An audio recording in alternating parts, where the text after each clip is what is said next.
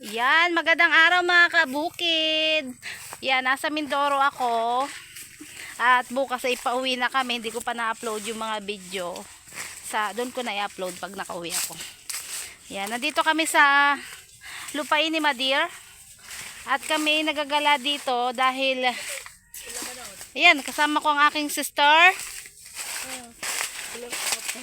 Ay, apay naman ate yan. Ang daming ganyan doon sa amin ay. Di ba napakalman? Kasi pag lumaman niya na. Oo, ay kaya nga ako alaga ng native.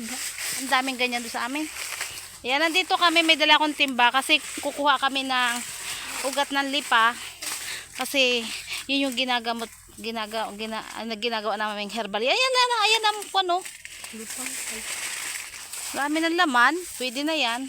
Ako, kaya pamamatay na to. Diniligan niya ni ano kanina ha. Kulang ang dilig.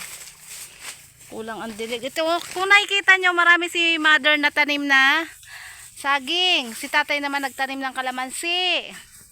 Yan, ang ganda yan.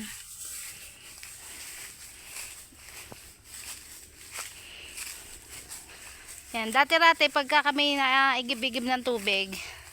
Yan, dito kami sa may babang ito kasi meron kaming poso dito. Pero nung unang panahon, mas malayo pa dito. Nung nagka-budget na, nagpagawa din ng poso. Nung nagka-budget na, yun, napaakyat na doon yung tubig sa bahay. Parang may natulo, ano? Tinamoy lang ka.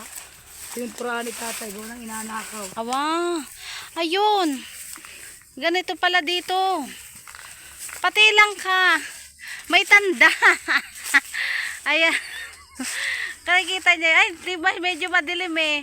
May mga pintura siya. Kasi dito po, napakahalaga ng mga bagay-bagay. Katulad yan, nilagyan ng pintura kasi ninanakaw po. Hanap buhay naman dito ng mga tao yan. Ang pagtatanim ng ganyan. Pwede nang ibenta. Oo nga, malaki na eh. Ayan. Ang galing ano. Siya. 10. Pwede na 10. Kasama nakakaw pa. Laging isa. Ayan. Medyo walang boses po yung aking sister dahil yan po yung napalaban na lumaban sa contest. Pwede na. Yan po yung lumaban ng amateur singing contest. Kaya ganyan yung boses. Hindi, pabenta na. Oo, kasi maulahan pa si tatay. Oo, ayan. Ay, ito, makikita. Tingnan nyo. Ito, Ayan. Ayan, pintura ito. Ayan, may pintura. Ang